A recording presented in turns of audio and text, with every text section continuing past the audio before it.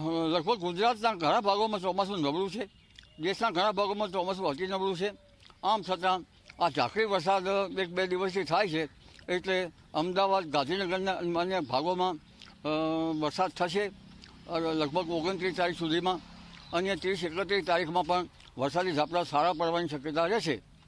ઉપરાંત જોવા જઈએ તો તારીખ 3 ઓગસ્ટથી 7 ઓગસ્ટમાં પણ ગુજરાતના ભાગોમાં ઝાપટા પડવાની શક્યતા રહેશે. અને તારીખ 11થી 12માં પણ ગુજરાતમાં એક હવામાન બદલાશે, અને ત્યારબાદ મુંબઈ, મહારાષ્ટ્રના ભાગોમાં વરસાદ થશે અને ગુજરાતના ભાગમાં વરસાદ થવાની શક્યતા રહેશે.